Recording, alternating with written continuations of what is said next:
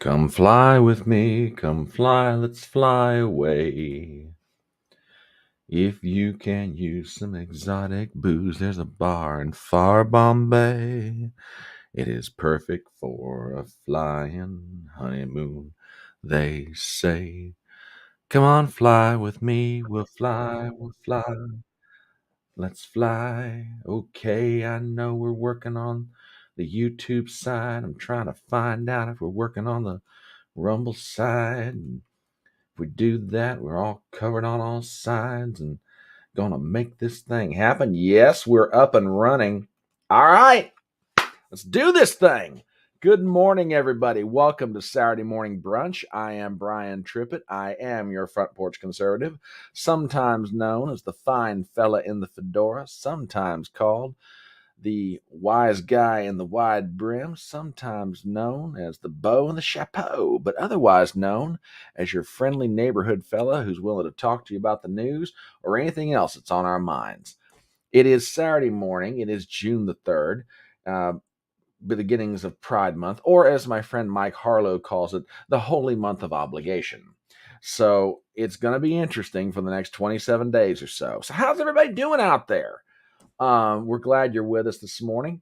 It is it's bright and sunny where I am. Hopefully the weather is good for you. In my part of the world, it's reached that point in the summer where it's automatically blazing hot. In other words, you wake up, it's 80 degrees, and then it gets hotter from there.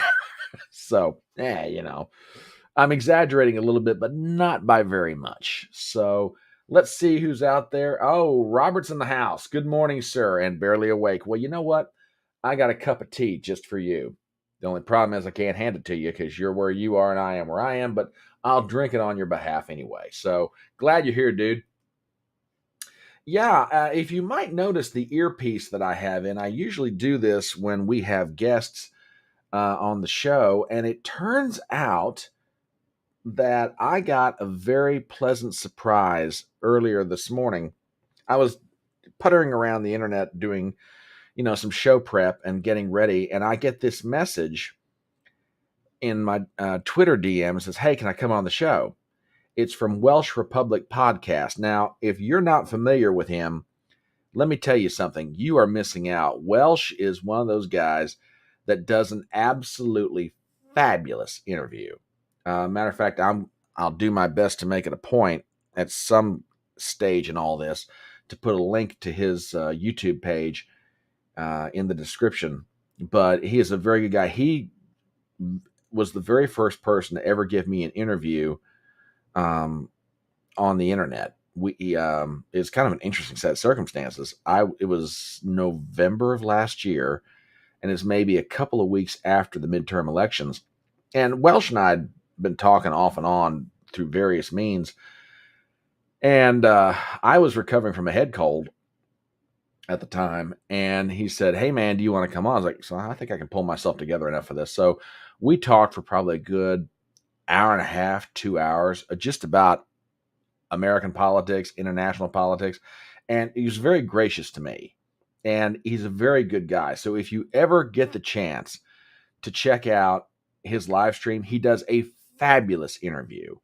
Um, very concise, very smart, great questions, just an all around good guy. So he's going to stop by at some point this morning. He's doing a live stream right now with Aiden Paladin on his channel. And I told him, I was like, look, you don't have to be here right when we start. So you just take your time. If you need to get up, stretch your legs, grab a snack, whatever, that's cool with me. Do what you got to do. So we're looking forward to having him here this morning. And I want to take a few minutes before we get started. And I also want to say thank you to everybody out there right now. This little YouTube channel, The Going Little Concern, that I want to see be a going big concern, is now up to 346 subscribers. Thank you. You guys are awesome. We're picking up people on Twitter. We're picking up people on Rumble. We're doing some great interviews. I was on a live stream Wednesday night with Daniel and Brentley from Dangerous Rhetoric. Some other cats you need to be checking out because they do some fabulous interviews, have some wonderful conversations. and they invited me on, and we had a glorious discussion around some issues they want to talk about. So it's very gracious of them to have me back. If you're not checking out Dangerous Rhetoric, again, do so. These are some very good people. And then Thursday night, oh my Lord, if you have not seen it yet, I had the inestimable Mike Harlow on for a chat. And let me tell you, that dude has got a brain that just doesn't quit. And on top of that, he's just a hell of a nice guy. Mike is just, I jokingly said in my Twitter advertisement for it, I said, this is what you're going to get when a New York state of mind meets a Southern voice. And boy, it was just that. We were all over the place conversationally. He brought up topics. I brought up topics. It was a great time. So I am having an absolute blast doing this. You guys are like tremendously fun. You make what I do a load of fun. Every time you watch a video or you leave a comment or you share it around, you guys are just amazing. So for all the subscribers on YouTube, on Rumble, and other places, from the bottom of my heart, thank you. I mean that in all sincerity. I don't have what I do here unless you guys show up to make it happen. And I always promise I'll try to do my best to make this as fun as I possibly can. So, yeah, it's been a wild week. I'll tell you this confessionally about myself. I work a 40-hour week job, and I took a week's worth of vacation because I just needed to get out for a while. And good morning, sir, BC300. We're glad to have you in the house. We're just now getting things cranked up. So good to see you, sir. And yeah, I took a week off from work, and I was like, okay, this is gonna be my chance to like crank out some videos and crank out some interviews and do stuff like that. And I've had a wonderful week in that regard.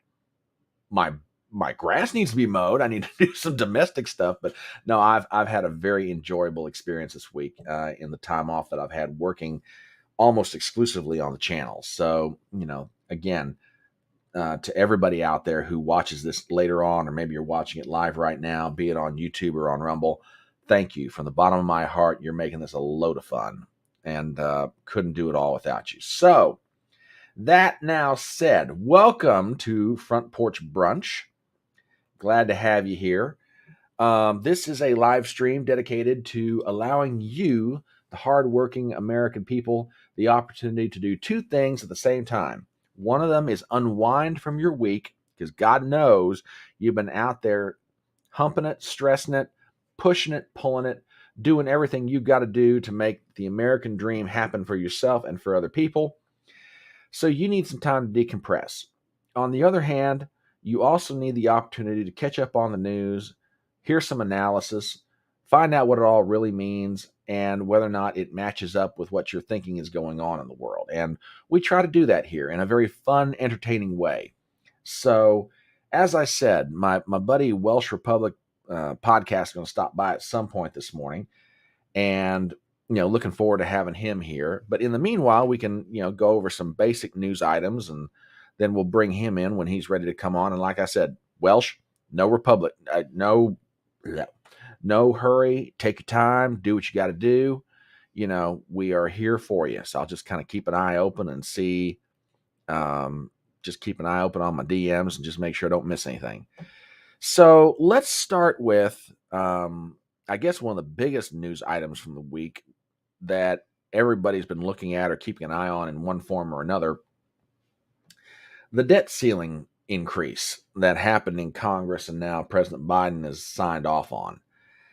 For those of you who may not be aware of what was going on, or you didn't really have a chance to check it out, the federal government of the United States has a cap on how much money it can borrow to help finance the expenses of the federal government. And that cap was getting close to being reached. Some people thought it was going to be later in the summer. Well, then the Treasury Secretary comes forward and says, well, it'll be somewhere in June. Then it's June 1st. And then finally, like, okay, the hot take deadline is June 5th. This is when we're going to run out of money. We're not going to be able to borrow any more money to be able to finance what we do. So that set in motion a whole series of negotiations. Now, under normal circumstances, these negotiations can be tough, but you're they're doable if everybody belongs to the same political party. In other words, a Democrat runs the White House, Democrats run the Senate, which in both cases they did. But the complication came in the fact that the Republicans now control the House and have since the midterm elections back in November. Okay, fine, no big deal, no problem. Well, Kevin McCarthy, who was elected Speaker of the House, was doing the principal negotiating on behalf of the House Representatives and a couple other members that he appointed as kind of like his liaisons, for lack of a better way of saying it. And negotiations have been going on for months. At first, Biden was like, nope, we're not going to talk to him. I want a clean debt limit increase, yada, yada, yada. And finally, he came around and said, all right, we'll talk. Now, and now they've talked, and they came up with a deal. So that news broke last Saturday night. And I just want to go over real quick some of the provisions that made up that deal that was negotiated. So let me show you some things. This is an article from Politico, and it starts out with, here are the 6 must-know provisions of the new debt ceiling deal. The policy provisions of the agreement between President Joe Biden and House Speaker Kevin McCarthy appeared to fall short of conservative demands, and boy, did they. So let's go over this. An article written by Jennifer Schultz, Caitlin Emma, Meredith Lee Hill, and Josh Siegel.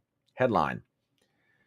And the article starts with, the debt ceiling deal that President Joe Biden and House Speaker Kevin McCarthy struck late Saturday is a true meet-you-halfway compromise between the stark ultimatums the leaders have issued for months. A far cry from the clean increase Biden had sought for the nation's $31.4 trillion borrowing cap. The bipartisan agreement is also much less punchy than the sweeping House package passed last month. Boy, that's putting it mildly. As they demanded drastic spending cuts, major changes to energy permitting rules, and an end to many of Biden's signature accomplishments, including student loan forgiveness and pieces of the Inflation Reduction Act. A little further in, while the details are still fuzzy, with the text due to be released sometime Sunday, and again, keep in mind this was released either late last Saturday night or early that Sunday morning. The agreement is undoubtedly the most monumental debt limit compromise the two parties have struck in more than a decade. If party leaders can whip up enough votes to support to clear the deal through both chambers in the coming days, it would largely freeze non-defense discretionary funding in the fiscal year that kicks off in October, revive the threat of across-the-board cuts, and impose the most substantive restrictions in decades on the country's leading anti-hunger programs. Here are the 6 main pieces of the agreement. Work requirements. The deal would tighten restrictions for the SNAP food assistance program as well as emergency cash aid, known as temporary assistance to needy families. Time limits would be phased in for people without children up to age 54 to receive food assistance through SNAP if they do not complete certain work requirements. Under current law, those time limits apply to people up to 49 years old. Democrats secured some exemptions for homeless people and veterans, but the move will still enrage a wide swath of congressional Democrats, especially key progressives who pleaded with White House officials in recent days to reject any concessions for aid programs. Republicans also pushed to include new work requirements on Medicaid, but the White House made clear early on it would not negotiate any change to that program. Now, I want to stop for a second and talk about this. I don't understand why Republicans made this such a big deal, that they had to have this as part of the spending cuts. I mean, I've got a feeling I know why, but that answer is kind of cynical, and I'll hold off on that for a minute. But why let this be the thing you lead with? Look, there are 1,000,001 places in the federal budget that you could cut spending, and nobody, Democrat, Republican, would scream about it. This, to me, just hands the Democrats an issue. Oh, you're trying to keep food out of the mouths of the poor. I can't believe you. They're going to. That's exactly what they're going to do with it. They're going to take it, turn it to their political advantage. I do not understand why the Republicans were so hell-bent for leather to make sure that this was part of a spending cut package to go along with a debt limit increase. I don't get it. But they did it. And the White House and the House Republicans found a way to get this thing done. So it's in there. So back to the article. Another key provision had to do with energy permitting. Now, this one, I definitely understand why they wanted it in there, because this has been a bone of contention between Biden and congressional Republicans for ever since Biden was elected. Biden wants to keep going the way of green energy, the new Green Deal. Republicans are like, why don't we just use fossil fuels, which are plentiful, sufficient, and it's cheaper for us to get them to go the way you're going. So that's been a bone of contention for a while. Here's where it came down. Energy permitting. The deal also appears to offer no major advances in one policy issue where both Democrats and Republicans had hoped to find agreements, speeding up the process of issuing federal permits for energy projects. GOP lawmakers, joined by Democratic Senator Joe Manchin of West Virginia, had sought faster approvals for oil and gas pipelines and other fossil fuel projects. Meanwhile, many Democrats want to hasten the process of approving clean energy infrastructure, including the power lines that will be needed to ferry vast amounts of wind and solar power across the country to meet Biden's goals. In the end, the timeline for avoiding a default on the national debt appeared to be too tight to allow the parties to work out a grand bargain on permitting, an issue some lawmakers still hope Congress can take up this year. Yeah, we're going to come back to this in just a second, but fortunately, I might be old, but I'm not so old that I don't know when someone has just stepped up on my electronic front porch. Ladies and gentlemen, our guest has arrived, so I'm going to go ahead and bring him in. I don't want to keep him waiting back there very long because he's undoubtedly going to have a ton of things to say about these subjects we're going to be talking about this morning. Ladies and gentlemen, I give you the inestimable Welsh Republic podcast. Brother, how you doing? Hey, mate, how are you doing today? You're all good? I am living the dream, God help me. So, all right, what goes on the other side of the world? What are you up to? Front Porch, can you just give me 20 seconds, mate? Sorry about that. I just got to go do something. That's fine. I'll put you backstage. You let me know, just give me a private chat. Give me a message in private chat. Let me know when you're ready. So I'll put you backstage, okay? No worries, mate. I just got to go do something 20 seconds. No. You just take your time. Take your time. Okay. He's going to be back in just a minute, folks. So, oh my gosh. This is starting to be this is a pleasant. I mean, last week it was the lovely Gigi Dior. Now I've got Welsh Republic stopping by. I mean, who knows who's going to show up next week? You never know with these things. So, I'm tickled to death for the company. And it's like I said, I want this live stream to be, a place where people can get together. It doesn't matter your background. It doesn't matter your beliefs. It doesn't matter, the color of your skin. It doesn't matter where you come from in the world. It doesn't matter what nationality you are. It doesn't matter your ethnicity. Let's just sit down and talk. Let's talk about the news. And, you might agree with me and I might agree with you. You might disagree with me. You might disagree with you. And, we'll just talk. We'll just hash things out. And if maybe we can come away with some agreements, awesome. If we can't, fine. But if nothing else, we break bread together, so to speak, and we enjoy each other's company. And, Welsh reached out to me maybe with an hour to go. And he said, yeah, can I come on? I was like, sure, dude, I'd love to have you. Okay. He just sent me the signal. I'm bringing him back in. All right. You've been busy this morning. Well, at least it's not morning where you are. All right. For those who are not familiar with you, where are you at on the globe? So I'm in New Zealand. All right. What time is it there right now? It's about 2:50 a.m. here in New Zealand, and it's very cold, but it's not too bad. It's average. Okay. So are you guys in summer there, or what season are you guys in? Winter. We're in winter now. June is the time when winter really, begins to kick in. Oh my goodness. Yeah, it is. It's currently 10:50 a.m. Eastern. It's June 3rd. Are you June 4th right now, or June 4th? Yeah, correct. Holy cow! This is see. I always knew the internet was an amazing place, but here you are. You're on the other side of the world, and here I am, and we're talking to each other over this crazy thing we call the internet. This is outstanding, just outstanding. So yeah, I saw you had a live stream going with a very, I shouldn't call her up and coming because it's not fair to her because she's been around now for a while. Aiden Paladin. That interview was getting spicy. Y'all, the Uh, topics you guys were getting into. it wasn't getting spicy. This is actually the third time she's come on my show. It was just a chat this time. We were just talking about like just some stuff about Bud Light, the wokeness. We were also talking about like the new Texas bill that Governor Albert signed. It was good. It was a lot of fun. It was good. It was a lot of fun. She's very talented, very good. She does very good videos. Aiden Paladin does. She's very cool. Oh yeah, I mean I've seen her on a couple of different places, and she's on my list of people that I want to do an interview with at some point down the line. But yeah, we're just going over some news items here. I just started into an article from Politico about the major pieces that make up this debt ceiling deal that they just passed in Congress and Biden has signed off on. And I'm sitting here shaking my head going, I don't believe this. Well, I do and I don't. And you feel free to throw in any take you got on this. Talk about having every ounce of leveraging, negotiating ability, and just giving it all up and coming away with little to nothing. That's, from my perspective, to me, that's what McCarthy did with this. Kevin McCarthy's a sellout. He's a WEF agent, that guy is. I mean, even when, Marjorie Taylor Greene was praising him, I never trust him.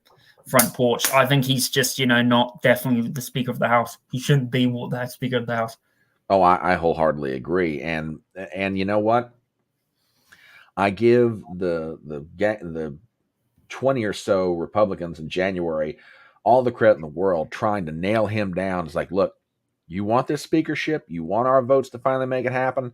By George, this is what you better agree to. Now we're going to find out, having betrayed really what conservative Republicans wanted to see done when they granted him the speakership. Now we're going to find out just what's going to happen here if they're going to hold to their word. Be like, look, we told you this is what you needed to do. You didn't do it.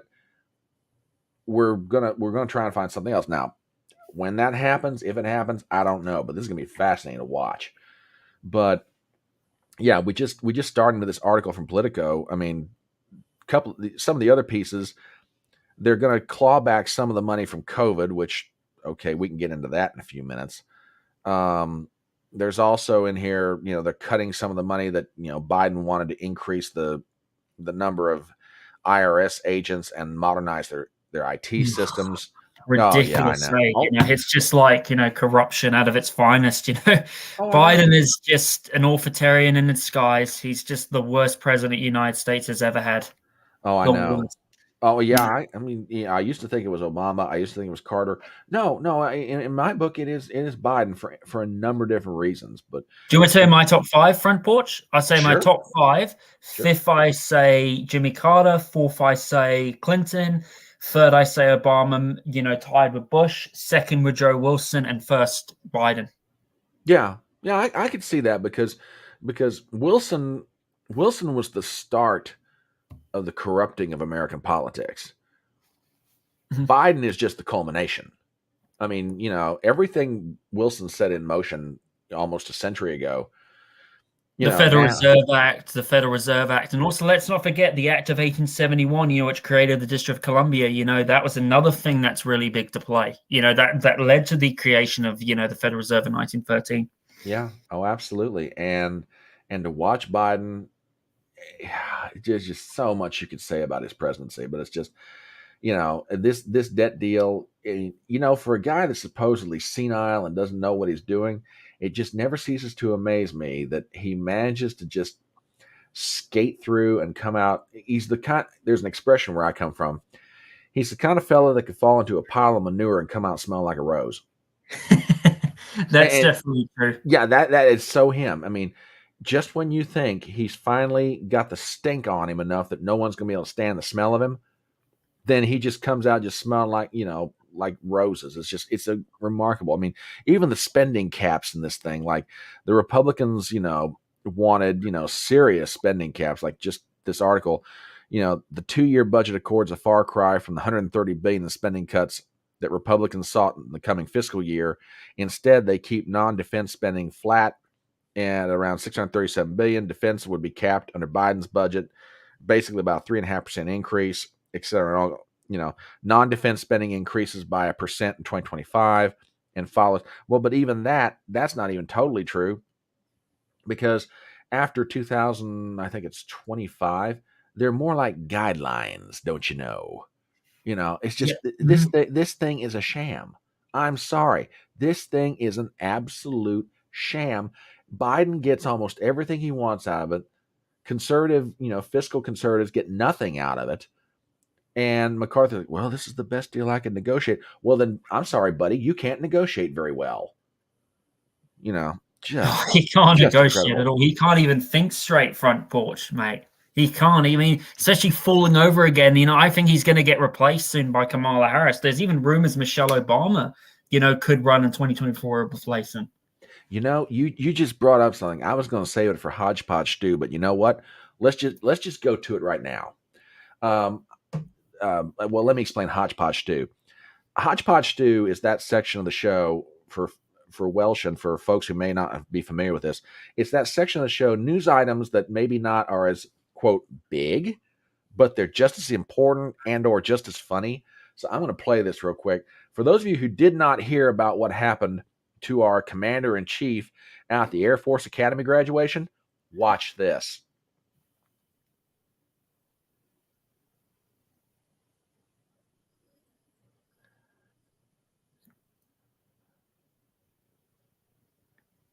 And he falls over. Oh, God. I know it's.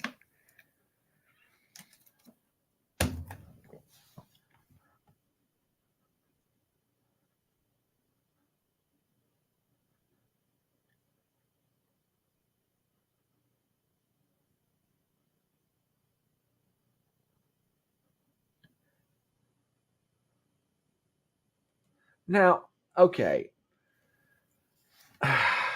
Oh, whoa, wait on. I'm sorry. Oh, wait a minute. What did I do here? It's all good, mate. I'm still getting used to this whole StreamYard thing. It's all good. Don't worry about it. Okay. All right. Could a sandbag do that to you? Yeah. Was there a sandbag there? Yes. Here's my question. Why do you not have enough presence of mind to look around at where you are and realize that there's something there that can make you fall over? I mean, seriously? This isn't that hard to avoid. I mean, it's not like Gerald Ford coming down the steps of Air Force One and it's a wet floor and he slips and falls on his butt. Okay, all you've got to do is take one quick glance down, realize you had to walk by the thing to get to where you were when you were shaking hands with the cadets. Seriously, I know, Front Porch. It is an absolute clown show. How he is president, and the fact that he's even there still was just ridiculous. I mean, he can't even think straight. Oh God! Someone just said this is tough to watch. Honestly, it feels like elderly abuse. Oh yeah, let me put that up there. Thanks, BC. By the way, Welsh, I know you've got your audience and you got people that watch your live streams. Which, by the way, and I mean this in all sincerity, you do one of the best interviews of your guests. You are like, people listen. You need to be subbing to this guy's channel. If you're not doing it already, you need to, because this guy brings a lot of fabulous guests on his show and does an absolutely fabulous interview doing it. So I'm going to make sure we leave a link in the description for this to your channel, because I want people to start subbing to you, dude. We need to get you up there. So that's all. Thanks very much, dude. I really appreciate, the nice comments. You really do a good job too, with your show. I really like it. It's very good. I think you should have more subscribers, mate, to your channel. I don't understand, it's just, it's sad the way small content creators get treated, mate. It really is, when you have all these silly idiots who get more subscribers, who make rubbish content that's not even good. And then there's us, who actually make good content, and it's just, who make content that's really better for the world. And it's just... Well, that's very kind of you to say, and I'm like an old plow horse. I will get to the other end of the field eventually. I might have to go through a lot of dirt to get there, but I will get to the other end of the field. So that's okay. And but no, thank you for your very kind words. I genuinely appreciate it. But yeah, watching Joe Biden is just, it's sad and makes me mad all at the same time. And here's what I'm getting at. It's sad in that I'm watching a man physically and mentally not up to the job to which he was elected. And again, that's on the American people. Okay. I can get mad about it, but they voted for it. Okay. But the part that makes me mad is when I think back to his predecessor, and again, let me add a caveat. I obviously recognize his predecessor was not perfect. Okay. But when I think to what we had versus to what we've got right now, it just makes me mad because it doesn't have to be this way. I think that's what boils my blood the most. And I got a feeling, and I could be wrong about this, I got a feeling that maybe the American people are slowly but surely waking up and realizing, and did we make a mistake back in Oh yeah, 2016? there's a lot of Democrats who don't support Biden at all. There's a lot of Democrats who are realizing that he's full of shit, and there's a lot of Democrats who actually want there to be a primary between him and Robert F. Kennedy Jr. Oh, I know, and that's fascinating to me because you know there's like the percentage ranges anywhere from, like, let's just say on the low end 35% upwards of 60%. They don't want to see him run and they want an alternative. And but the Democrat machinery is so locked into Biden, they're not going to let him go. And I've said it before and I'll say it again. If I were Biden's staff at the White House and the reelection campaign, they better be looking over their shoulder at Robert Kennedy, because I'm telling you, I think he could beat Biden if the circumstances were different? Yeah. But I'll tell you one thing for sure. He's going to take a chunk out of Joe Biden, anywhere from 25 to He'll 35% in destroy the him. primaries. He'll destroy him. But the problem is with Robert F. Kennedy Front Porch is that how is he going to be able to win, especially when the United States voting system is controlled by the bankers? The Rothschild and Rockefellers own it. It's the lesser of two evils. It's going to, and they just won't let him win. Robert F. Kennedy, he's a much bigger threat to them than Trump is. It's a sad truth. Oh, I absolutely agree with that. The Kennedy is a bigger threat. He's a bigger threat than they're realizing, or that they're letting on. They know that if it gets down to Robert Kennedy and Joe Biden on a debate stage, Kennedy would just chew him up, spit him out. I mean, I know.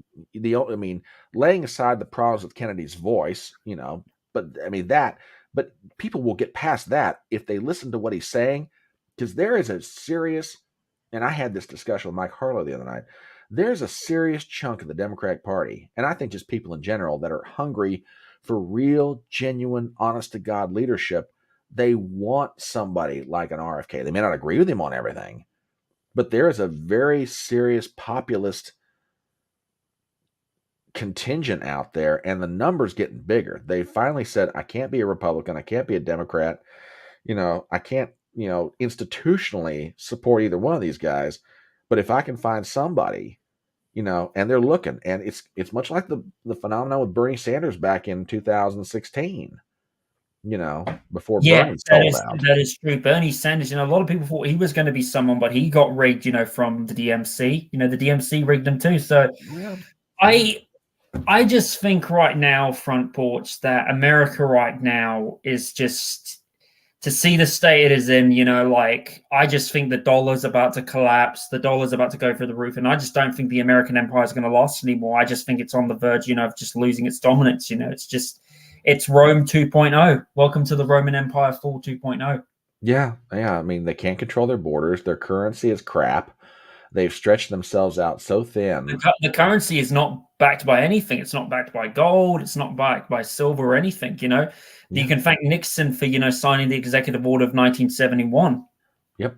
That did that, and it's a crying shame. And then you see political deals being cut to just basically get things done, and that kind of leads to this. This is one of the articles I was going to bring up. The debt ceiling vote, to me, was probably one of the dirtiest deals in the House I've watched go down in a while, and here's why. This is an article, and I don't know if you've seen this or not. This is an article from Axios, and the headline to me says everything you need to know without even reading the rest of the article. Jeffries and McCarthy offices say there's no deal to save the debt ceiling bill. Now, here's what they're talking about. And I'll back this up a second. There was a crap. Okay, there we go. There was a there. I joke with people. I'm a Gen Xer with boomer tendencies. There was. I don't know if you got a chance to see it or not, but I actually got a chance to watch the vote. There were two votes that made this passage in the House possible. One of them occurred early in the afternoon. It's called the motion to consider the resolution. Basically, it's the I bring this to the floor motion. It requires a simple majority by House rules. Okay, no problem. Well, the voting on these things, for people who aren't familiar with them, they go for a 10-minute time limit. Well, they never stay within their time limit. It usually takes. They never do. Some of them will talk for like 20 minutes, 30 minutes. It's just like absolutely ridiculous. Well, it wasn't even necessarily the talking. It was the fact that, people have got to get to the floor. They're in other parts of the Capitol building or whatever. So votes going for like a half an hour, 40 minutes. Now, I kept watching it, and there was a fascinating phenomenon that happened. And it's this. For the longest time, the yays were about 187, and the nays were running almost 200. Okay, and it was of that 200, there's like a big contingent of Republicans, which is like 30 of them at that point, and a big swath of Democrats. And they had gotten it to 200, and I went, ooh, this baby might not make it. Then all of a sudden, Democrats who had not voted yet started swinging over, and they finally, when the final vote got done, it was like 230 yays against 190 nays, and etc. And I went, and I kept talking to myself, gee, there's a shock. I kept talking to myself watching the whole thing saying, he's going to have to get Democrats to vote for this. Now, I wonder what kind of price tag is going to be put on it. Well, here's maybe what the price tag was. Let me show you something, and feel free to comment on this. Speaker for I actually don't know a lot about the debt ceiling bill, but I'm just going with the flow of what you're saying. Okay, Sorry, mate. Sure. That's fine. Let me give you the gist of this article, and I'll let you comment on it. Spokespeople for House Speaker Kevin McCarthy and Minority Leader Hakeem Jeffries disputed 4 Democrat sources who told Axios the two leaders had cut a deal for Democrats to help advance the debt ceiling bill to a final vote. The 52 Democrat votes on the measure to bring the debt ceiling bill to the floor were necessary for the bill's survival after 29 Republicans had voted against it moving forward Wednesday afternoon. The bill eventually passed later that night, 314 to 117. What we're hearing, now here's the kicker to it.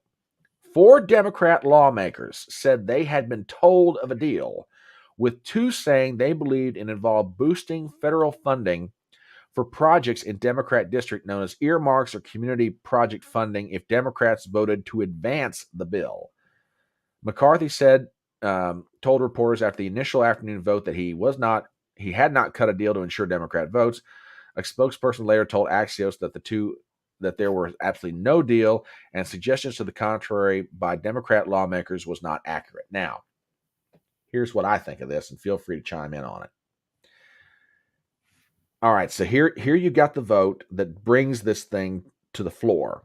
You're stuck at 187, and I mean that number is just not moving.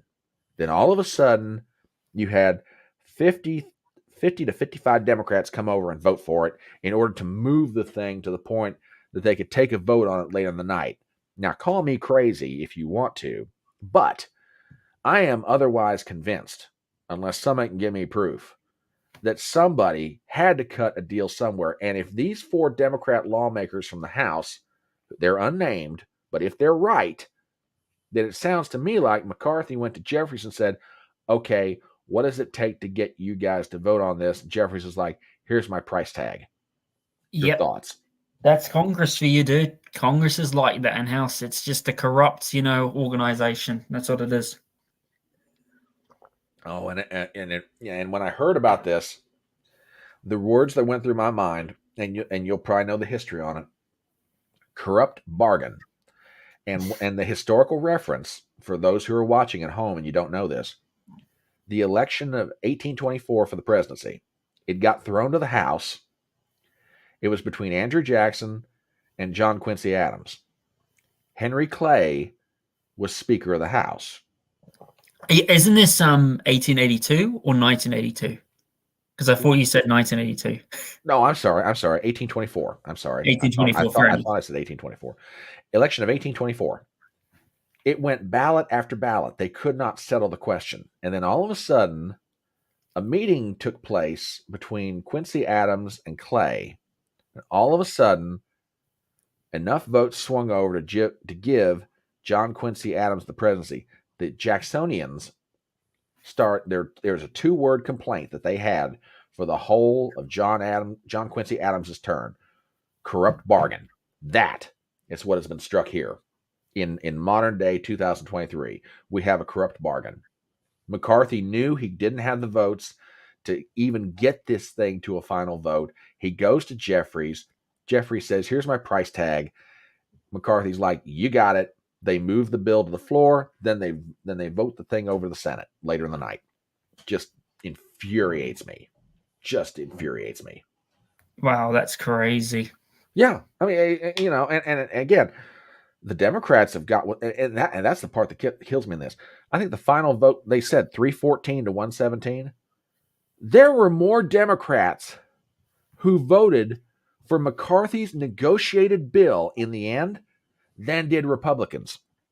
I mean, I wish I had the chart up and I'd show it to you, but it was like 159 Democrats on final passage, which means that, let me do some fast math here. Hang on. Yeah, like 145, 155 Republicans voted for final passage. It took more Democrats to get McCarthy's conservative Republican bill to the finish line. It took more Democrats to make that happen than Republicans that were willing actually to vote for it. Just mind-boggling. Absolutely mind-boggling. So yeah, I don't know. I mean, I hear, yeah, corrupt. You got it. That's a good way to describe it, Welsh. Absolutely corrupt. Totally mind-blowing. So, crazy. And it's like I said, it doesn't even cut spending. Not really. Not what needs to be done. And show you something else. You'll get a kick out of this. To give you an idea of what conservatives really think of this, yeah, this is what McCarthy's Fiscal Responsibility Act looks like. Here's the water gun. Here's the raging fire. So. Oh, that's funny. That's pretty funny. This is the biggest in American history. Oh no, it's not. Well, yeah, and you know what? I have always said I love political cartoonists because they can do something with art that most people will never be able to do with words. They are then what memers are right now. You can keep no. Stop me if I'm wrong. I mean, call me crazy if you want to, but memers can communicate something with a single picture that they can put together electronically that a lot of people could take a whole bunch of words and never get the same point across, but they can do it with a meme, and it's brilliant. Absolutely. That's absolutely true. Memers have a big influence in the world. You know, that's why the European Union wants to get rid of the memes. What? There was, I don't know what it was, but there was a bill a long time ago. The European Union is trying to get rid of memes for some reason. Like it's not been passed yet, but I don't know what's happening with that. Oh my word! Oh, that reminds me back of that Charlie Hebdo controversy that happened a bunch of years ago. Oh yeah, that was ridiculous. Jeez.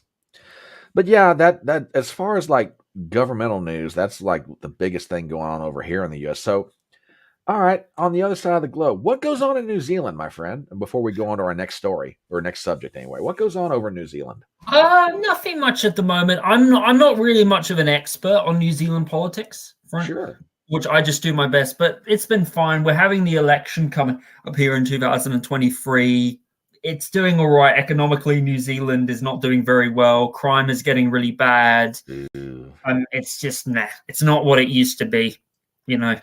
Yeah, because I mean, not that not that those films necessarily showed everything about life in New Zealand, but I mean, the Lord of the Rings films that were done in the early 2000s were all filmed exclusively in your country, and it just the landscape of New Zealand is just amazing. Oh, I it's mean, you beautiful, mate. The South Island, like Queenstown, Hobbleton, which is in Hamilton, very gorgeous. New Zealand is one of the most beautiful countries in the world. Take away the social problems, it's gorgeous, mate. well, yeah, sounds like America. But all right, you mentioned. I know that you do a lot of interviews with a lot of different people, but for people not familiar with your channel, if they're wanting like a good summary of what goes on in the world, and they're looking for if you had to say these are the subjects that I like to talk about, or I like to interview about, or I like to discuss, what when people come to your channel, they're going to find what exactly? Well, on my channel, I bring people on. You're just going to have me talking to them about politics. We'll talk about conspiracy theories against the New World Order. All that stuff. Basically, pretty much stuff. People coming on. We talk about politics. Yeah, that's it. No, that's perfectly fine. I mean, and that's kind of where I am with my channel. Mine's a mix um of uh, of politics and culture. It's like I follow certain people on social media, and I glean certain things from them that I want to do in terms of style. But if people ever ask me, like, who's your biggest influence for how you do what you do, I go back to old school AM radio. With me, it was one of my heroes was Rush Limbaugh.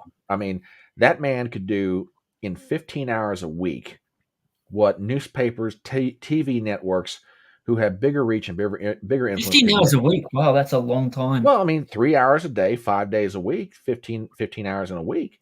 And at one time, he also had a half an hour TV show he was doing, way back in the day. And I was like, how in the world does this man sleep? Because well, and the thing that made Limbaugh, and here's the thing that most people don't remember about Rush, about maybe 10, 12 years before he died, that man went completely stone deaf. And obviously, when you're doing radio, you've got to be able to hear what's going on. And if it were not for cochlear implants, that man never would have been able to finish his career. And I'll Yeah. never forget when he announced it, because if you ever had the chance to hear it, he basically was doing what's the term I'm looking for here, when someone's throwing words up on a closed captioning, for about a period of maybe 6 months before he had the cochlear implants put in. He was doing his show closed captioning. His staff would get something, they'd type it into him, and you could tell there was a little bit of delay between what someone was saying and what his response was. But even at the delay, it was just so daggone smooth. And for my purposes, what I do here, is a lot. I mean, obviously, I'll never reach the level of talent that man had, but a lot of what I do here is purely and simply influenced by the way Limbaugh did radio. So, And you it's also and you also mentioned, how Chrissy influenced you too. yeah, yeah, absolutely. Like also people like, for example, her, who else you mentioned when I interviewed before? Yeah, Gary Beekler and Eric July, aka Young Ripa. Yeah, those people. Mm. Yeah, well, and I mean, because as I tell people all the time, I have had opinions for years. I have, and I'll freely confess this about myself, I talk to myself frequently. Well, finally, it started dawning Are on you me. sure you're not crazy, Nish? Oh, I know I'm crazy. The question is whether most people realize it. I know I'm nuts. I mean, there's no disputing that. Whether it's What does politically, chat think? Does chat agree? you know what? We'll throw it out there. Chat, do you think I'm crazy? Please feel free to chime in. Um, but no, I mean, and finally, because the other thing that kind of held me back from finally getting into doing this, I thought, what am I going to say that other people aren't already saying? Well, finally, I kept rolling that question around in my mind, and thank you, Robert. Thank you. I genuinely appreciate that. Knucking futz. There you go. There you go. The question that I kept rolling around was, what am I going to say that everybody else isn't saying? And then finally it dawned on me, dude, it's not necessarily so much that you're going to say something different, maybe. It's just the fact that you're saying it. You're one more voice out there that, is joining a growing chorus of individuals who are, they've hit that moment where they're like, I've got to speak out. I've got in the way that I can do it, in the time that I can do it, with the ability that I've got to find a way to make my voice heard, or the things that I see going on that are bothering me are going to continue to get worse and worse and worse. Now, there's a lot of reasons why I've got this channel going. I got the Rumble channel going, and a few other things cooking. But that's one of them. It's like I need to find a way to have a voice. So that's kind of where I'm at. Oh, you're good at delivering your voice. You're doing a great job, of your interviews. I've seen some of them Front Porch, and it's very good. Front Porch, I do want to ask though, why do you have the printer in front of you a lot? Is Well, that funny. dude, you should give it a nickname. You should give it a nickname. You know what? I think Nuckin. Nuckin would be a good Nuckin. That's not a bad. Why do I have a printer back there? Okay, so you've seen people's various setups. I mean, for example, Gary Beekler, aka Nerderotic, has every conceivable, nerd toy, for lack of a better word for it, in his studio behind him. Eric July has these fabulous, comic book posters. Chrissy has got her set up. D-Day Cobra, Nick Ricada, etc. I tried to find a way or find something that makes sense to me, that is in its own way reflections of my personality. And with me, it's like I need my little office setting. So you can't see it because of the way the camera's laid out, but in front of me, I've got two monitors. I got a laptop over here that's being run by a couple of mice on a treadmill. That's how it's being powered, because it's cheap surplus Ukrainian equipment. And back here, I've got a printer. Now, the printer I've been wanting to get for years anyway, because, you read a lot of crap and you're like, man, I need to save this article. I really need a printer. So, on my desk, it's the logical place to put it, because if I need to print something, I turn around, I grab it, I bring it back to the camera, yada, yada, yada.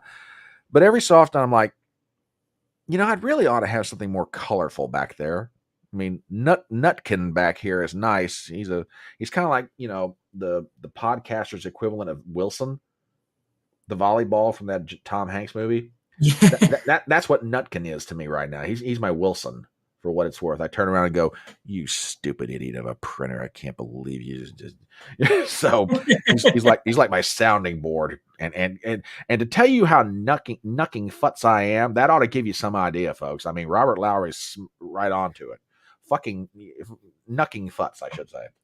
But yeah, that's why the printer's back there. It's practical window dressing, for lack of a better way of saying it.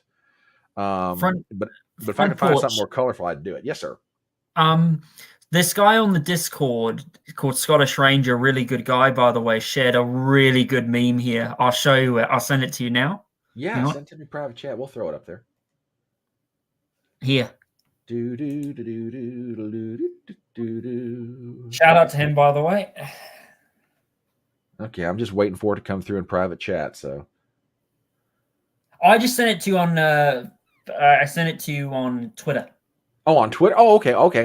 Hang on. Okay, there it is. Hang on. Let me find this thing here real fast. Oh gosh, this is good. Hang on. Oh, this is too funny.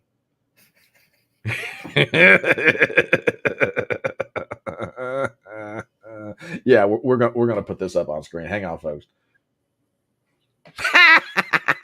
Hang on. Let me see if I can enlarge this. Oh, there we go. Now we're talking. The real culprit, the white supremacist. Shout out to Scottish Ranger on Chrissy Mayer's server, who shared this meme. Really good. To Scottish Ranger, a glass in your honor, sir. Cheers. Tally ho. Oh my gosh. So let me ask you a question. Have you been keeping up with the you mentioned the Bud Light controversy. So, okay, you're from the outside. I want to get your take on this. So, I'm just going to throw it open. Um, what do you think about what's going on in America with the whole Dylan Mulvaney um, Bud Light thing? I think it's absolutely terrible. I think it's not good. I think that he's just a propaganda artist. I think it's just, trying to brainwash the youth. And I think he's just nothing but a, scam artist who's looking to grift off people. That's what he is. Oh yeah, all right. Let me ask you your take. Here's regarding the boycott. And I've told people this. I'm 51 years old.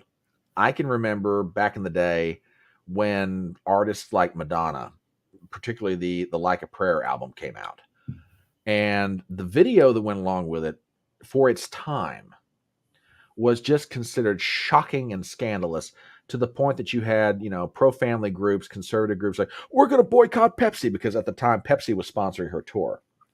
We're going to boycott Pepsi, and this is wrong. Well, okay, they talk about it, but it never went anywhere. Okay. Mm-hmm. And I've seen boycotts through the years just like that. This one, however, has more legs and more financial bite to it than anything. Especially with them losing like $24 billion and $7 billion. I mean, it's just ridiculous the amount of money Bud Light's losing. Oh yeah, hang on. Let me throw this up here. This is going to be one of those things that I was going to talk about anyway. Yeah, this is from the New York Post from about call it 3 days ago, because the numbers on this sort of thing come out on a weekly basis, and the numbers finally came out on no, it was Wednesday. It was Wednesday. Bud Light risks losing number one status in U.S. as sales plunged 25.7% in the latest week.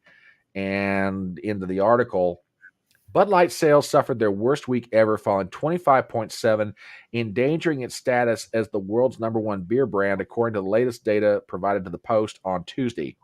The plunge follows a 24.6% decline from the previous week and the sixth straight week sales have hit since trans influencer Dylan Mulvaney promoted Bud Light on April the 1st. The precipitous drop has narrowed the gap in sales between Bud Light and nearest rival Modelo Especial, which saw its sales surge 9.2% for the week ending May 20th, according to Bump Williams Consulting and Nielsen IQ data.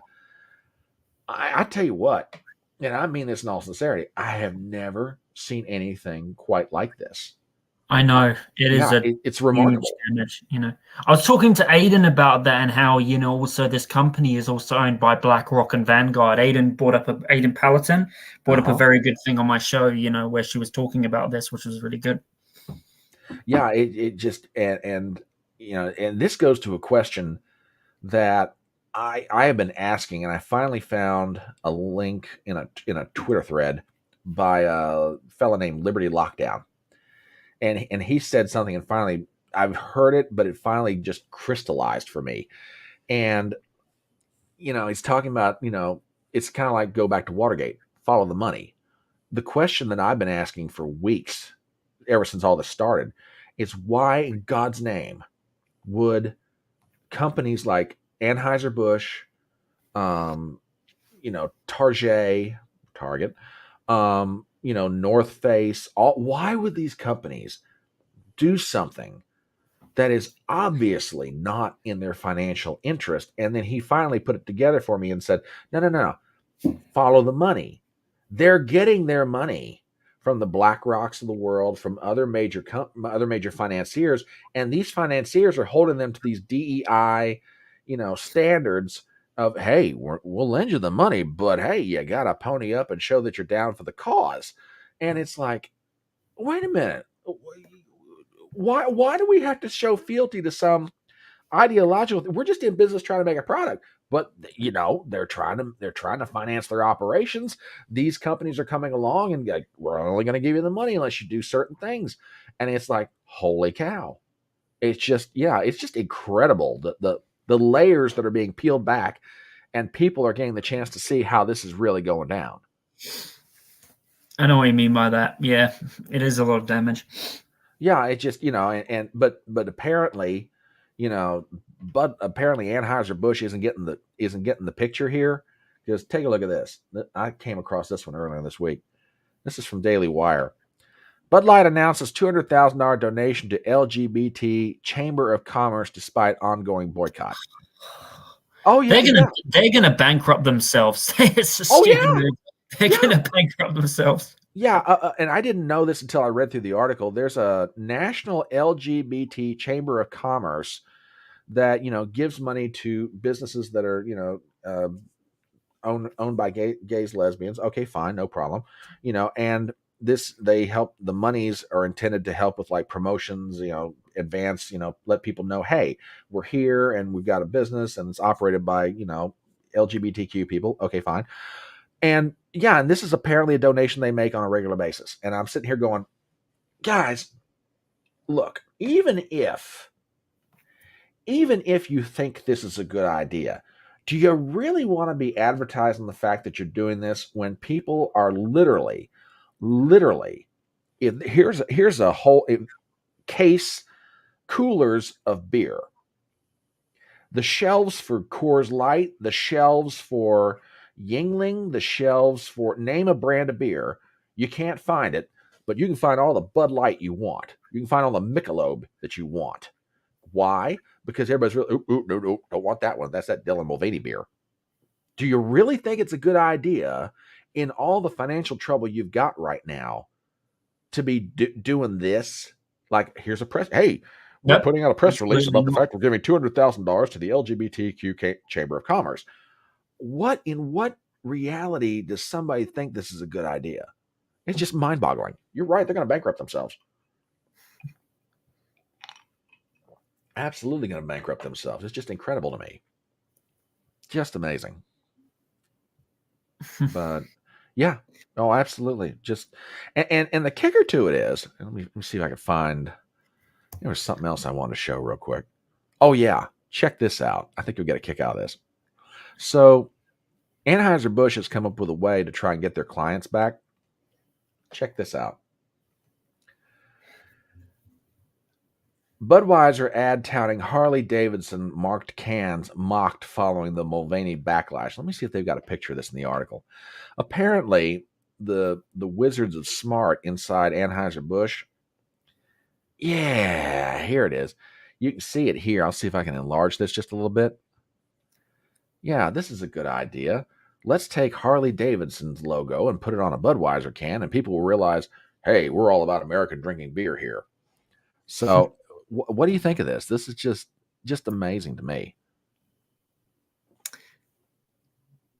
Oh, I think it's just ridiculous. Hey, mate, did you see the Chick-fil-A? Is it the Chick-fil-A guy saying that white people should bow down to white people? Did you see that? Isn't that what he said or something? That Chick-fil-A CEO? No, I have not seen that yet, actually. I mean, I know that there's a certain amount of controversy swirling around Chick-fil-A right now, but I didn't see the specific comment yet. So, no, it was not bow down. It was clean people's shoe. Cleaning people's shoe. That's what it was. Do what? Like cleaning people's shoe, basically. Like, it's ridiculous. Oh my word! Oh, I got to see if I can find this. Vamp for me for a second, dude. So let me. Hang on.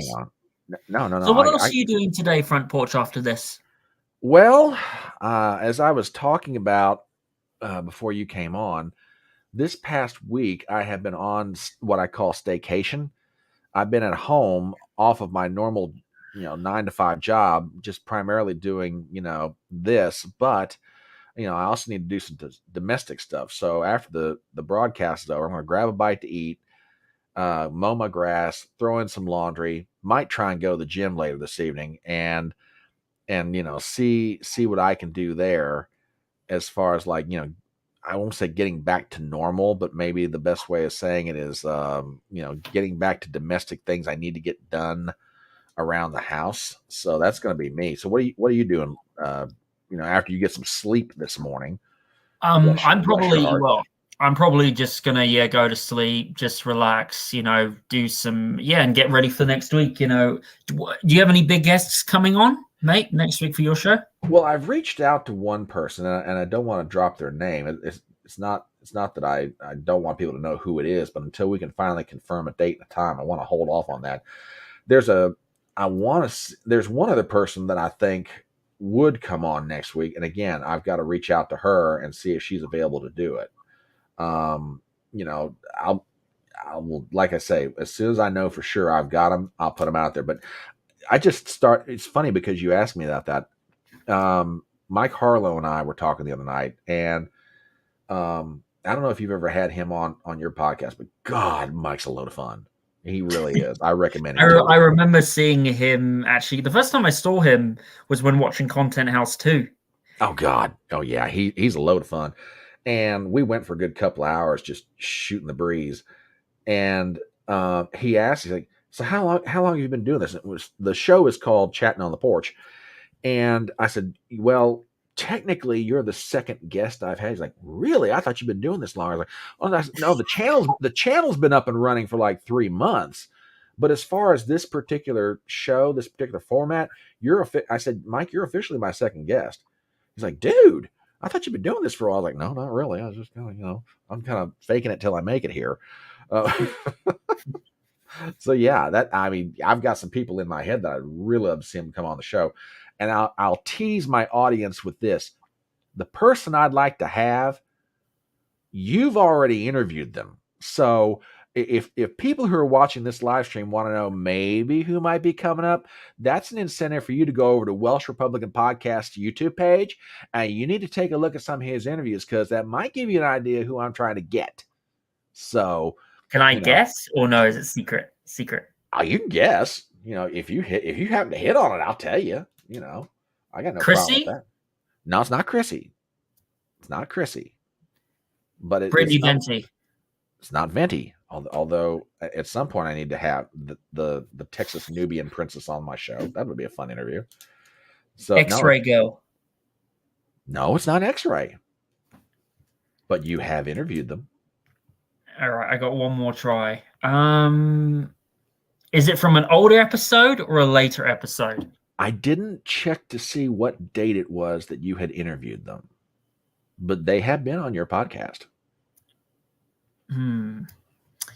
Is it an episode that's on my Rumble or? No, this is off your YouTube page.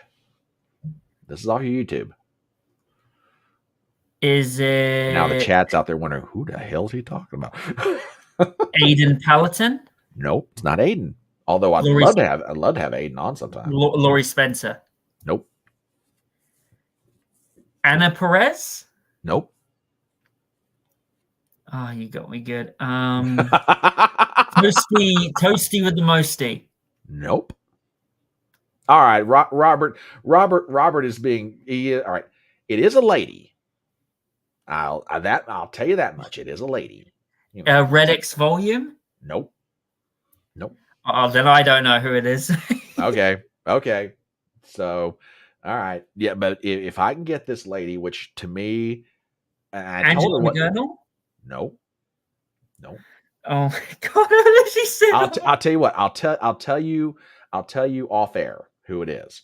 That I'll compromise on that point. I'll tell you off air who it is. So has she been on the Simcast? Yes.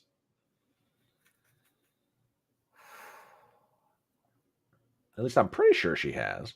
No, yeah, actually she has. She has been on Simcast. And if my memory's wrong on that one, I'll be very surprised. But yeah, I'm almost sure she's been on Simcast. Is she a comedian?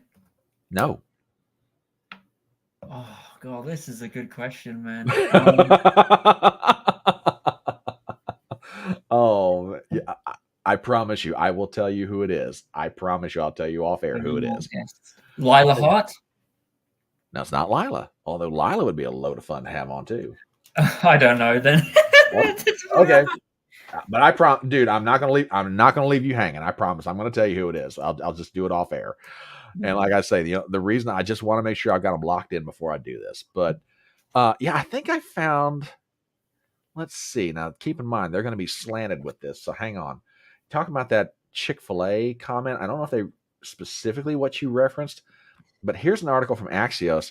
A Or boycott. someone guessed it right there. Right there.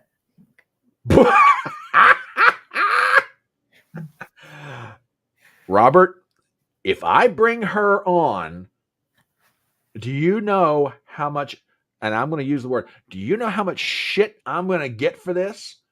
Do you have any idea?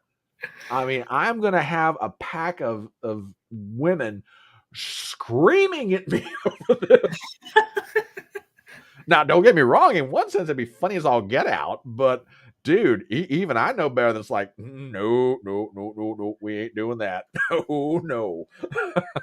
Nope. There are moments in life when you need to realize, okay, you can do it, but should you do it? No, no, you should not do this. You can do it, but you shouldn't do it. And this is one of those moments.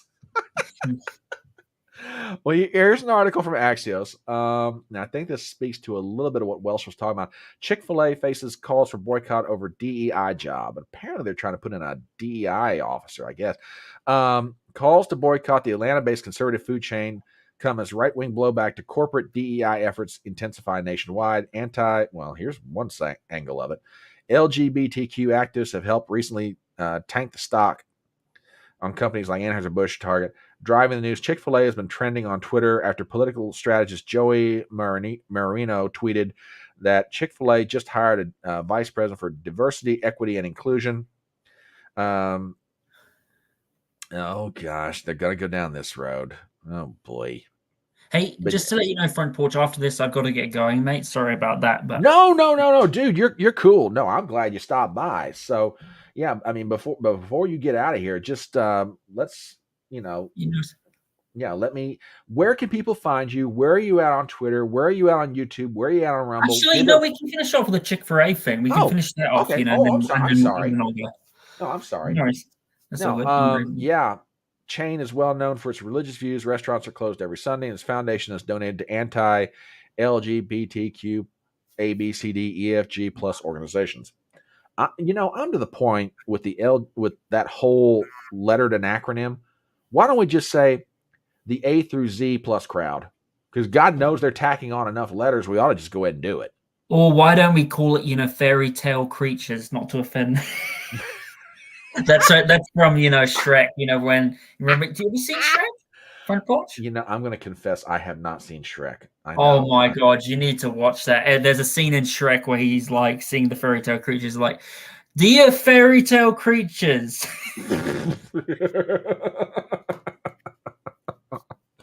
Oh my gosh. Mike Myers is a comic genius. He is an absolute treasure to the North American continent and the world, for that matter. He really is. But yeah, I mean, they're going. Apparently, Chick-fil-A is going to go down this road. And I will search for that article you're talking about, that quote, because I want to see this. I have absolutely got to see this. And I want to put my eyes on it, because if somebody at Chick-fil-A was dumb enough to make that kind of a comment that, certain races ought to be shining other races' shoes, yeah, you deserve the blowback you're getting, you moron. Absolutely incredible. Absolutely. Especially if it's an unpopular decision that people don't like. Go woke, go broke. That's how it is. Oh, yeah. Yeah. And it's almost like it's its own weird cycle. It's like you have, the financing companies, BlackRock, et cetera, telling, corporations, hey, if you don't toe the line with us on certain things, DEI and social media score stuff and all that, we're not going to give you financing. Okay, well, they get the financing and they do these things, and now the customers that they need to keep the business going are like, nope, we're not going to have anything to do with you. So now they're losing even more money. They go back to their friends at BlackRock. BlackRock gives them a cash infusion. They keep doing this crazy stuff. More people get PO'd. It's like a vicious cycle that's just going round and round and round. And at some point, corporations are going to be like, no, if it means us going broke without your money and without putting up with your crap and whatever it is you're wanting us to do, we're just going to be like, screw it, we'll do it. But I mean, that's got to happen sooner or later. Can I give one more guess? Is it the real political savvy? Nope. Oh, never mind. All right, I'm going to private message you right now because I know you got to run. So hang on a second. I'm going to put this to you in private chat. There it is. Or will be as soon as it pops up in your private chat here on StreamYard. Oh, StreamYard. Okay. Yep. It's. Oh, I see. Fair enough. That's cool. Okay. Now the audience is like, damn it, we don't know who it is. Why don't you tell us? Because this is what we YouTubers get to do with each other. So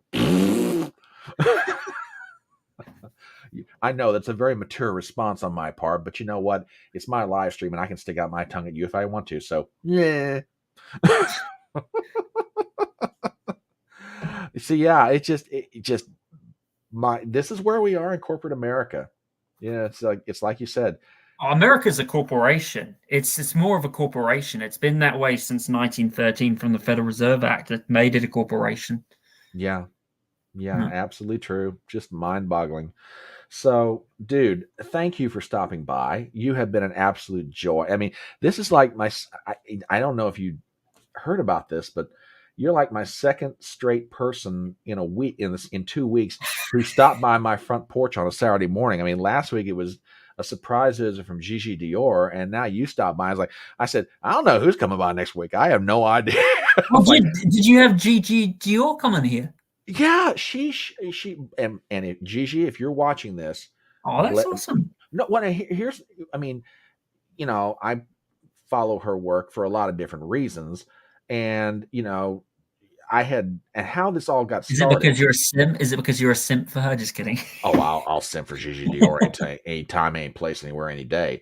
But I had put out a post about Front Porch Brunch, and like a lot of people with small channels, I blasted it out on Twitter. Well, you know, one of the blasts that I put out had her Twitter tag on it, and she commented on it, said, "Oh, so I was the last one to make the list." And I said, "No. I love you dearly. I didn't mean to do it like that." And we joked about it because we both knew that we were joking with each other. Well, you know, as I was doing everything last week, you know, I kind of try to put out tweets to say, hey, we're going to go live at this time. You know, feel free to stop by. Well, she sends me a message, says, hey, throw me a link and I'll come on. And I went, okay. So yeah, she stopped by. We had a very pleasant conversation, and you know, I think she's a sweetheart of a lady, and just if her backstory is just incredible, you know, for all the things that she's come through, you know, personally. And yeah, I did actually. I'll tell you this, Front Porch. I did get in contact with G for her to come on my show before. Oh, cool. Well, I hope it happens because she's a wonderful interview. She's a sweetheart of a lady. She's good. Yeah. and yeah, she stopped by last week, and then you reached out to me, and I said, I told people when we were starting last, I have no idea who's coming on next week if someone does. I have no, at the rate it's going, who knows who's going to show up, which is perfectly fine by me. I'm always glad to have somebody pop in on Saturday morning with me because it makes it a lot. I mean, I have a lot of fun doing it anyway, but having someone to talk to as we're reading the news, to me, it's a lot more fun to bounce stuff off people. So, dude, I am so glad you stopped by. So please tell everybody where they can find you on Twitter, on YouTube, on Rumble, anywhere on the web. Where can they get to you? You can find me on my YouTube channel, the Welsh Republic Podcast 2, because the reason why I call it the Welsh Republic Podcast 2 is because my main YouTube channel was deleted back earlier on this year. You can also find me on Rumble called the Welsh Republic Podcast. I actually have all my videos on Rumble, and you can find me on Twitter, the Republic Welsh. Okay. All right. Ladies and gentlemen, I'm going to leave a link to his YouTube page in the description for this. Please go out, support this man. He is good at what he does. He will bring you informative guests. He'll bring you conversation topics you're maybe not hearing about or thinking about. He is a true gentleman. Go out and support him. Sub to his channel. Sub to his Twitter page. Follow Welsh Republic Podcast anytime, anywhere, any chance you get. So, brother, thank you for coming on this morning. It has been a real pleasure. You're welcome. And everybody, please go and like and subscribe to the Front Porch channel. He's very, very good too and very talented. Thank you very much. Brother, go get some sleep. It's good having you stop by. Anyways, take care, guys. Thank you, Front Porch. All right. Thank you, brother. Have a good night. That is Welsh Republic Podcast, ladies and gentlemen. Please give him a round of applause. A good dude. Genuinely a good dude. I tell you what, you just never know. I feel like it's the old Dean Martin variety show. Literally, I go to the door, I open it, I have no idea who's going to be on the other side of the door. So, yeah, and you know what? If someone doesn't show up next week, that's okay too. But you know what? It's like I said, I love doing this. It's a lot of fun when you've got somebody to bounce stuff off of. And I tell you what, and I mean this in all sincerity, you need to check this cat out. He does an absolutely fabulous interview. He's truly, truly amazing. So yeah, if you get the chance, please make it a point. Go sub to his the man is criminally undersubbed. For the and I'm not bashing anybody, so please don't misunderstand me here. But from my perspective, for the kind of interview he does and the kind of conversations that you can have with him, that man is criminally undersubbed. So yes, please go out, subscribe to his YouTube channel, subscribe to his Rumble channel, follow him on Twitter. The guy is just amazing. So I really want to thank him for stopping by. He was a blessing and a joy to my heart. And so yeah, glad he was here. Glad he stopped by. So, oh goodness, what hour of the day is it right now? Oh heavens to Murgatroyd! It's almost 12 noon Eastern. Oh my gosh. So yeah, he's just a lot of fun. So all right, we're gonna go on and follow up on some things that we'd been talking about. We talked about the ongoing Bud Light controversy. Well, Target is in the news this week. So take a look at this. Target stock downgraded by JP Morgan after sales tank over Pride merch for kids. In an article written by Hannah Nightingale, I love that name, by the way. You know, that gives me an idea. Hang on a second, folks. For grins and giggles, I just might do it.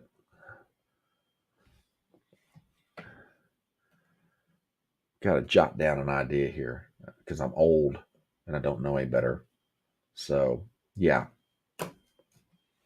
Okay, there we go. Article by Hannah Nightingale. On Thursday, JP Morgan downgraded Target stock from overweight to neutral as the shopping giant experiences its longest losing streak in a stock in 23 years. According to MarketWatch, Target's stock ended Wednesday's session down 2.2%. This marks the ninth straight day of decline and is the company's longest losing streak on its stock since an 11-day stretch in February of 2000.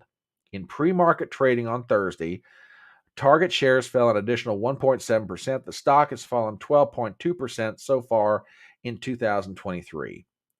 We continue to believe that the consumer is broadly weakening while the share of the wallet shifts away from goods. 51% of Target sales is ongoing, wrote JP Morgan analyst Christopher Horvers. Now, I do want to comment on something that I think is hypocritically fascinating, for lack of a better way to describe it. Or maybe it's better to say it's fascinating in its hypocrisy. When the left comments on, or I should say, when they boycott a company or when they put pressure on someone to do something or engage in business services with them, cake bakers, for example, they don't mind doing it. But when someone pushes back on them or companies that they support, this is racism, this is targeting, this is going against the LGBTQ. No. What it gets down to is we just don't want this shoved down our throats and we don't want our kids targeted. It's that simple, guys. It really is. Just you do your thing, I'll do mine, and we'll go about the world peacefully as much as we possibly can. Bud Light, Target, the North Face, the LA Dodgers, all these companies that are getting backlash. Well, number one, you brought it on yourselves because you forgot the golden rule of business. You are in business to do two things: create a product that everybody wants to buy, and number two, no lying, no cheating, no stealing, make a profit doing it. That's the golden rule of business. At least Uncle Brian's golden rule of business, okay? That's what you're supposed to do. Instead of being neutral on matters of social questions, you guys are going over the top to virtue signal and trying to chase a dollar from a group of people who I almost guarantee you odds are will not buy the products that you sell. And that, you know what? That's a fascinating question. I would really like to have that answered by some of these corporations. Okay, y'all been virtue signaling for all these years to the LGBTQ plus community. As a percentage of your gross sales, if there was a way, if there is even a way to measure, let's assume for the moment that there is, how much in percentage of your sales come from the LGBTQ community? I think that's fair. I mean, honestly, that's a question you ought to be asking yourselves. Is it worth it? Is what you're gaining from all these folks that you're virtue signaling to, is it worth what you're losing? And I can almost answer that question. I almost guarantee it's not. I'll almost guarantee you're losing your shirt. And the proof of that is the fact that companies like Anheuser-Busch, Target, North Face, and others are seeing their sales decline because the American consumer, particularly mothers, are saying, no, we're not going to have anything to do with you if you're doing this. When mothers go into Target to shop and they see onesies designed for, with LGBTQ labels and messages on them, or they find tuck friendly swimwear, what did you think was going to happen, Target? What did you think was going to happen to you when you guys start doing this stuff? In what business universe does this even begin to make sense? This is just straight crazy. You guys ought to know better than this, but yet you keep on doing it. So, it's kind of like one of those deals where, the analogy that I often use in situations like this, you're leaned up against a post and you're watching someone walk along in front of you.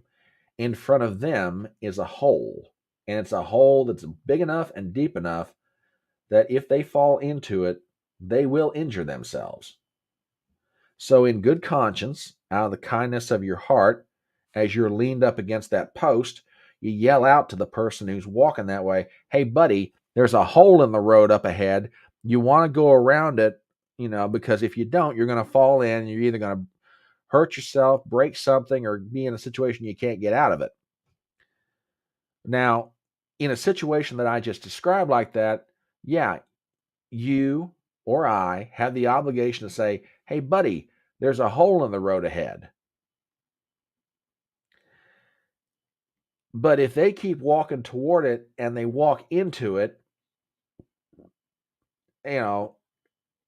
to couple that analogy with what's going on in the business world, are we really under the obligation to dig themselves out of it?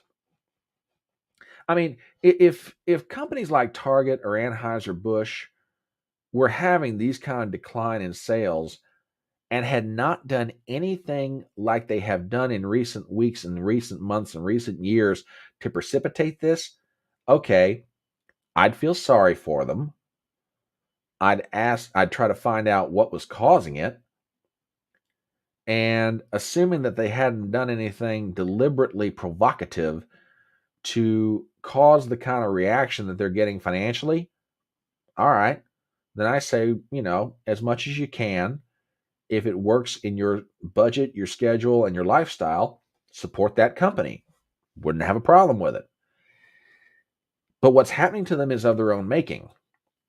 And, I saw a piece by Victor Davis Hanson. And if I can think to do it, I'll include it in the description for this. He wrote an article that's just fabulous, talking about how, these businesses have awakened a sleeping giant. They have woken up American mothers and American conservatives, and now they're realizing the wrath of what happens when you go against the customers that you always had for years, who have values different than yours, and all you had to do to stay financially solvent and viable is just stay neutral on these divisive social issues. I mean, I'll even take it one step further. Even if you have executives in these companies that may feel this way, and they may be pro LGBTQ, okay, fine. That's one thing for them individually to do it. It's another thing for the corporation to virtue signal the way they do and as hard as they are toward these companies. You know, I mean, again, I asked the question, what did you expect? You got what you had coming. So, I don't feel too sorry for it. But again, it's like I said with Welsh, I've never seen a reaction like this before. I mean, I'm happy about it. Oh, you mean you're happy that American companies are losing money? Yeah, when they do something stupid. When they go against the values of their own customers. Yeah, I'm happy about it because they're being taught a lesson. At a minimum, you stay neutral on this stuff. At a minimum, you stay out of it. Like I said, you may have people inside your organizations feel this way. They may be high-level executives that feel this way. But they also have the good common sense to realize, hey, my personal beliefs end here. The company that I work for starts here. And my job, at least as I'm an employee of this company, is to try to make sure that I do the right thing by my employer. And they and the companies they work for are going right over a cliff financially. And how long this is going to go, I have no idea. I really don't. It's just amazing to me. So that's where we are with American businesses. Now, in that same vein, as I said at the beginning of this live stream, of which you are watching Front Porch Brunch, I am Brian Trippett, your Front Porch Conservative. I am here with the smartest audience on the internet. Every last one of you. You guys are fantastic. So, as I mentioned at the beginning of Front Porch Brunch, we are now in Pride Month, or as my friend Mike Harlow calls it, the Holy Month of Obligation. And some interesting developments are happening. And I think this kind of ties into the boycotts that are going on of Bud Light, Target, North Face, and other businesses out there in America. Show you something very interesting that I came across. Let me pull this thing up real fast. See if I can find it. Oh, by the way, in case you're wondering just how much Target is taking it in the teeth right now, to the tune of $12.4 billion. I think Robert Lowry has an expression that the kids use these days, F around and find out. Well, Target's effing around and they're finding out. But let me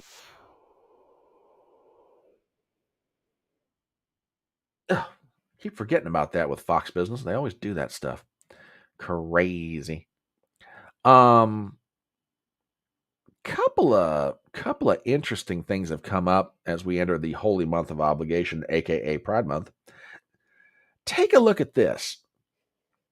This I found to be very interesting. This is from the Associated Press, and it came out yesterday, June 2nd. Protests erupted outside Los Angeles Elementary School's Pride Month assembly. Watch this. Police officers separated groups of protesters and counter-protesters Friday outside a Los Angeles elementary school that has become a flashpoint for Pride Month events across California. Now, keep in mind, this is in California, not Alabama, not Mississippi, not South Carolina, not Florida, California.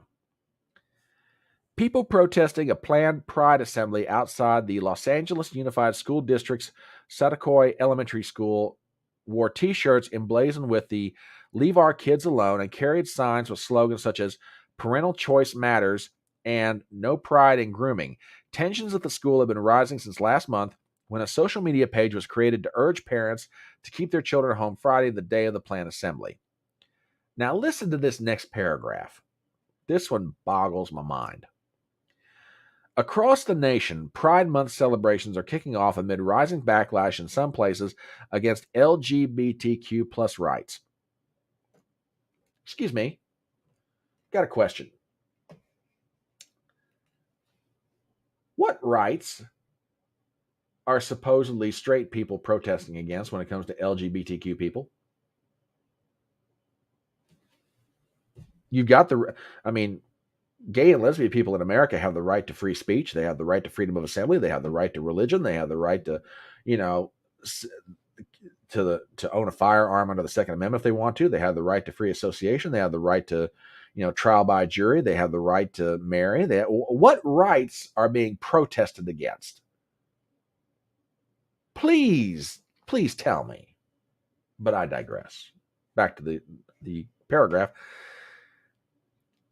Rising backlash in some places against LGBTQ plus rights. Community parade organizers, school districts, and even professional sports teams have faced protests for flying rainbow flags and honoring drag performers. While some Republican-led states are limiting classroom conversations, that's not true, about gender and sexuality and banning gender-affirming care, no, doing sex reassignment surgery on kids is not gender-affirming care. Some Democrat cities and states are seeking to expand LGBTQ plus rights and honor community contributions. Okay. Let's get into this for a second. No one is trying to keep care from individuals. Doesn't matter if you're gay or straight. No one is trying to limit conversations. Doesn't matter if you're gay or straight. But when it comes to conversations in classrooms, parents who, by the way, pay the salaries of teachers, pay the salaries of school administrators, and pay the salaries of school boards, and who are responsible in the end for the education of their children, you teachers and school administrators and principals, you're just helping out. Yeah, that's right. You're just helping out. The parents are the ones who are responsible in the end for the education of their children. And therefore, because of that responsibility, have the biggest say above anybody else when it comes to what happens with their kids in a classroom. Parents having that responsibility and having that right, parents are looking at schools going, look, there are certain things we don't want discussed with our children at certain ages. These are conversations on these topics that we think should be deemed at a different time and a different place in their education. That's really, if you get down to it, that's what parents want. They want their kids to learn about reading, writing, and arithmetic. They don't need everything else that the LGBTQ community is trying to put in. I'm sorry. If that sounds harsh, get over it. They want their kids to be able to read and write and do arithmetic and learn history and learn about other subjects that are necessary for them to go out in the world and acquire a job so they can make money and they can have families and they can have what their parents have had before them. That's what American parents want the educational system to do. So yeah, if they're getting cranky about what they're seeing in their schools, it's their right to be able to do it, and they're perfectly permitted to do so. And no one is protesting gay and lesbian contributions to American society. Thank you very much. We're protesting the fact that you're parading your privates out in front of our kids in parades. That's what we're protesting about. That's what everybody's upset about. So no, please, Associated Press, you can redo that paragraph anytime you want to, because that's a damn lie. But that's a flashpoint. Let me show you something else I came across. This, to me, is fascinating. From thehill.com, drag shows on military bases are banned after GOP pressure. A day before the Pentagon celebrated June 1st, start of Pride Month, top defense leaders were quietly enforcing a military-wide drag ban. Really? You mean this has been going on? Listen to this. The move became public after Defense Secretary Lloyd Austin and Joint Chiefs Chairman Mark Milley stepped in to stop a drag show at Nellis Air Force Base, Nevada, which was scheduled for Thursday. In enforcing the ban, which stems from a long-standing Defense Department policy that has not always been applied, well, there's the problem, isn't it? There's the problem. Critics say the Pentagon appears to have acquiesced to GOP pressure in recent months to cancel those performances in military installations. No, they're enforcing a policy that should have not been unenforced for the longest time. Here's one more. Navy removes Pride Month posts amid right-wing backlash. NASCAR, Major League Baseball also targeted.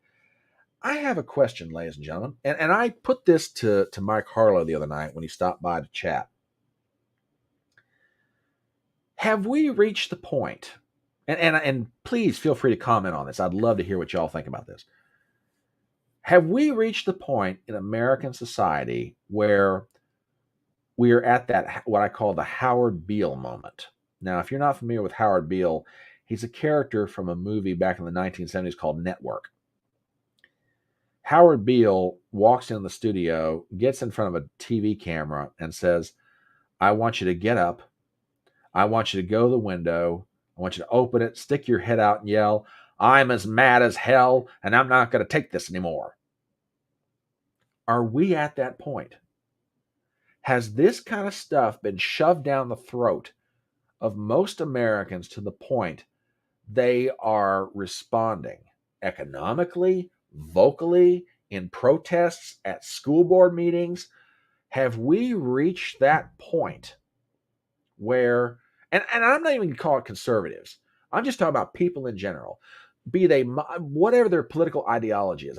That's not even what I'm talking about. Have we reached that point where people have had enough and they're fighting back? Because this kind of stuff has been going on for years. I mean, everybody thinks this is a recent phenomenon. No, it's been going on and little by little, and finally it's now full blown in everybody's face, and people are like, whoa! Have we reached the point where everybody's starting to yell, I'm as mad as hell and I'm not going to take this anymore?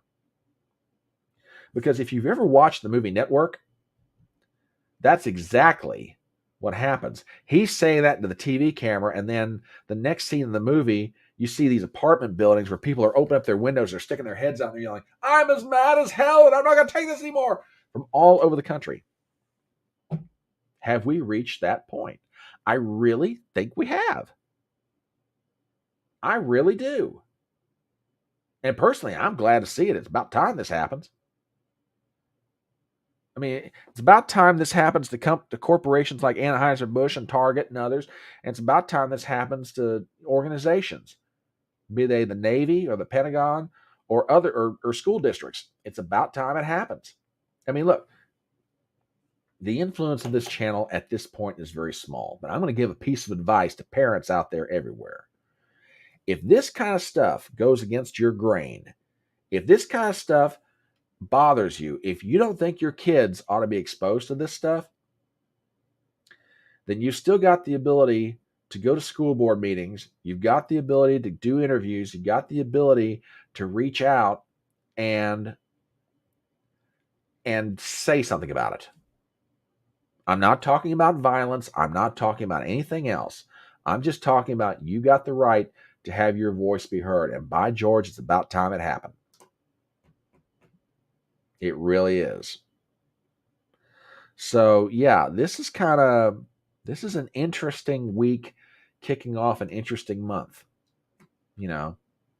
But I will give you, as I start to wrap this up, because we're getting on 12:15, and we've all been going for a little while here, but I will give you something to think about. And to me, it's kind of encouraging. I mentioned at the beginning of this today that I was invited onto a live stream with Daniel and Brentley from Dangerous Rhetoric, a couple of gentlemen from New York City, and they're both gay. Fine. They had me on as a guest, and I jokingly said, well, okay, I'm a token straight, and they laughed and I laughed and everything else, but I'm not gonna lie, I was nervous, and I'll tell you why. Because the topic was the question of gay marriage, and how this even came up is Brentley put out a tweet and said gay marriage is an imaginary construct, cope and seethe. Well, this set off just this, people just came out of the woodwork attacking him on it. So they invited me on the show to talk about, gay marriage. And, my position is this: marriage is, between a man and a woman, hopefully for one lifetime. You can have anything else. You can have civil union, you can have everything else, but you can't call it marriage because marriage is a religious construct. And I'm not going to lie, I was nervous going on the show, but I, as eloquently, as haltingly as I could, I laid out my position. I found out something very encouraging. I wasn't attacked for it. Even though the majority of the individuals on this live stream were, gay or lesbian or bisexual, which again, okay, fine. They didn't attack me for it. Matter of fact, most of them held the position I did. And the reason that I say in the end it was kind of encouraging, it may still yet be that there are places, and you know what, and maybe it's just my own perception. Maybe I'm wrong. I was worried about the fact that, the topic is so divisive and people's positions are so entrenched and so different that if they actually state what they are, they're going to be attacked for it. Maybe it's one of those things that there's still more that unites us than divides us. And if nothing else, those two gentlemen in New York City are opening my eyes to that fact. So Daniel, Brentley, thank you, boys. But yeah, there are still places where conversations can be had. And even if you don't agree with each other, it's okay. I think it's a good thing. So it's about 12:15 on a Saturday, and I'm going to go ahead and start wrapping this up. For everybody who has stopped by this morning, thank you ever so much. And if you would, please do me some favors as always. Number one, give me a thumbs up, be it on Twitter or on YouTube. Number two, share the video around, leave a comment, give me a thumbs up. You guys have been a lot of fun as always. We'll be back next Saturday, barring something I don't know. And in the meanwhile, keep your eyes open because we'll try and get some more guests scheduled to come on the front porch. And we'll keep popping out some videos and doing things like that. So, Robert, everybody, thank you guys for stopping by. Again, my thanks to Welsh Republic Podcast for being here. He's one cool dude. So, I am the Front Porch Conservative, and I'll see you next time.